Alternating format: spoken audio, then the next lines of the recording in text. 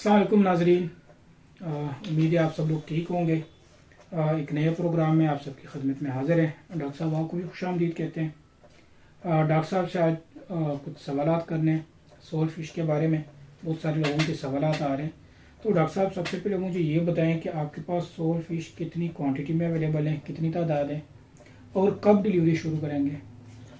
अभी तो आपको पता है कि सोल फिश जो है वो ज्यादातर नेचुरल ब्रीडिंग करती है। तो हमारे पास बच्चा तो अभी भी मौजूद है, लेकिन हमने हिफ्ज़ मातकदम के तहत डिलीवर नहीं कर रहे कि ठंड बहुत ज्यादा है, तो तब तक वो बच्चा 4-5 इंच का भी हो जाएगा। तो फरवरी में डिलीवरी शुरू करेंगे और 2-2.5 लाख बच्चा देना हमारे लिए कोई मसला नहीं है जी। अच्छा डॉक्टर साहब, पहले जो है आप रिकमेंड करते थे तलापिया, और आजकल जो है आप रिकमेंड करते हैं कि सोल फिश लोग डालें, तो ये तलापिया से सोल फिश कैसे है? जी मैं रिकमेंड नहीं करता था। शुरू में ये हुआ था कि लोग सिर्फ तलापिया का ही कहते थे कि जी बायोफ्लाक में सिर्फ तलापिया पल सकती है, और अभी भी बल्कि ज्यादातर लोग इसी पे लगे हुए हैं कि जनाब तलापिया तलापिया तलापिया। तो हमने रिसर्च करके तो ये जब उसका कंपैरिजन किया तो वो हमें पता चला कि तलापिया तो ग्रोथ ही नहीं करती, इसमें बहुत स्लो ग्रोथ है। अब सोल जो है ये भी हम रिकमेंड नहीं कर रहे, जिसकी मर्जी हो वो डाल ले बिल्कुल, लेकिन ये है कि बायोफ्लाक में ग्रो करती है। इसी तरीके से इस सोल से ज्यादा तेजी से जो ग्रोथ करती है वो कैटफिश है, जिसको पंजाबी में आप मली कह लें। मली जिसके ऊपर चाने नहीं होते, यानी उसकी मूछें होती हैं बिल्ली की तरह, तो कैटफिश वो इससे कहीं तेजी से ग्रोथ करती है। तो अगर कोई कहे जी कि कल को हम कहें जी कैटफिश इस तरीके से ग्रोथ करती है, तो लोग कहना शुरू कर देंगे कि जी वो पहले तो आप सोल कह रहे थे, अब आप ये क्यों कह रहे हैं।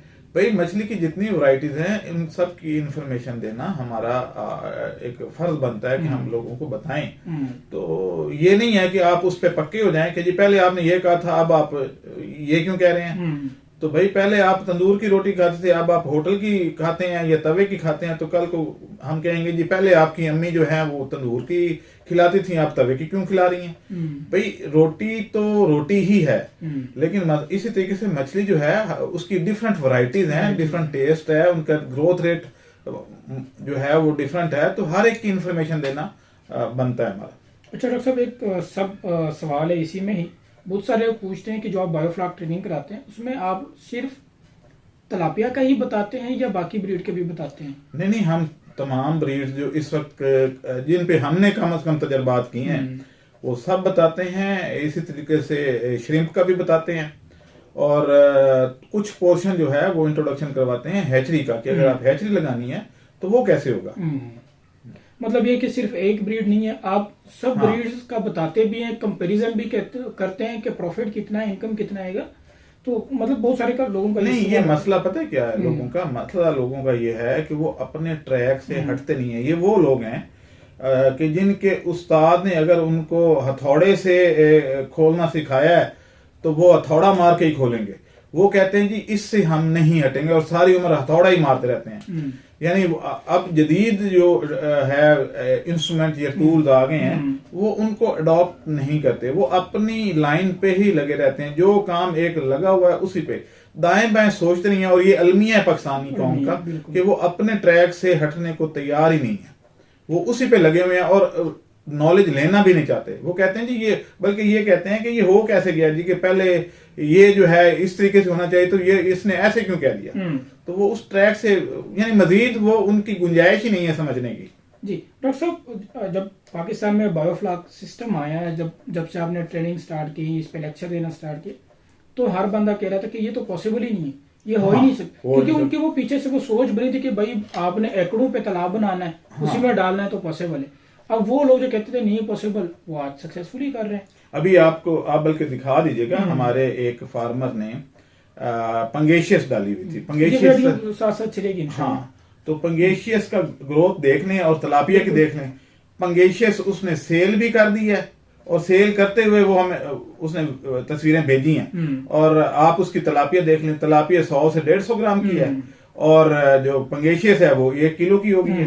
तो अब अगर हम कहें जी कि नहीं तिलापिया ही डाले रखें क्योंकि हमने पहले तिलापिया का कहा था, तो आपका नुकसान अगर आप करना चाहते हैं तो हमारी तरफ से भाई कोई पाबंदी नहीं है, आप तिलापिया ही डालें और हमारी बात को रद्द कर दें। बेशक डॉक्टर साहब आप खुद भी मतलब जो फार्मर आते हैं जिनके ज्यादा टैंक है, आप उसको बताते हैं कि आप 3-4 किस्म की ब्रीड डाल दें, जो अच्छा रिजल्ट दे नेक्स्ट टाइम आप वो डाल दें। नहीं नेक्स्ट टाइम क्यों, हमने कर जो लिया है तो हम वो हमारे तजर्बात से फायदा उठाएं। लेकिन अगर आपकी तिलापिया से बहुत ज्यादा मोहब्बत है तो आप तिलापिया डालें। बिल्कुल हम नहीं आपको कोई हम कोई बंदूक लेके थोड़े खड़े हैं कि भाई आप ये डालें, आपकी अपनी मर्जी है। बिल्कुल। अच्छा डॉक्टर साहब, बहुत सारे लोगों को ये भी आपसे शिकायतें हैं कि हम ग्रुप में आपसे पूछते हैं, मैसेज करते हैं, आप रिप्लाई नहीं देते, अगर रिप्लाई देते भी हैं तो बहुत लेट देते हैं, वजह क्या है?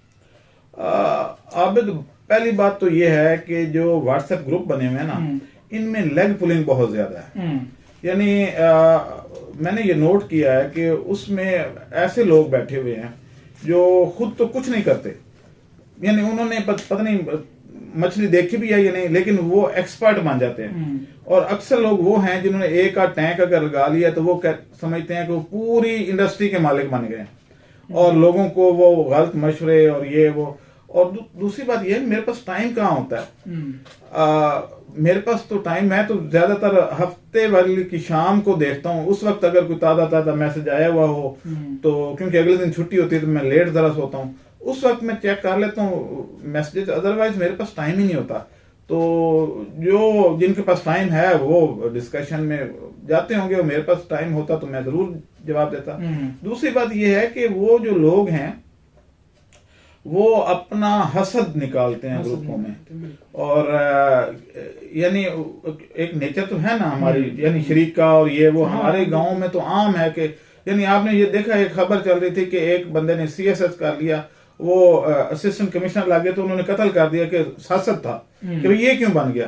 तो इसी तरीके से मेरे से भी लोग जेलसी तो करते हैं, आफ्टर ऑल पाकिस्तानी मुआशरा है, तो उनको ये होता है कि ये ऊपर क्यों चला गया, इसकी ट्रेनिंग में इतने ज्यादा लोग क्यों जाते हैं, हम भी तो करवाते हैं तो हमारे पास बंदा ही कोई नहीं इकट्ठा होता और आखिर पे हमें पोस्टपोन करनी पड़ती है। तो ये वो लोग हैं और जेलसी फीलिंग जेलसी। अच्छा डॉक्टर साहब, एक और जो है, जिस तरह आप कंसल्टेंसी फी चार्ज करते हैं, फीस लेते हैं जो मशवरे के लिए आते हैं, और बाकी कुछ लोग हैं जो मतलब वो मशवरा देते हैं, फीस नहीं लेते, तो वजह क्या है? मैं अगर मिसाल दूंगा तो वो लोग जो एतराज करते हैं ग्रुपों में, उनके मुंह बंद हो जाने चाहिए। वजह यह है कि आप अगर कभी गांव जाएं तो आप जहां से हजामत करवाते हैं वो नाई भी आपको हर तरह के नुस्खे देता है, एक्सपर्ट होता है, यानी वो नुस्खे जरूर देता है और मुफ्त के नुस्खे देता है। लेकिन जब आप बीमार होते हैं तो कभी आप नाई के पास गए हैं इलाज करवाने? कभी तो डॉक्टर का और एक नाई का फर्क है।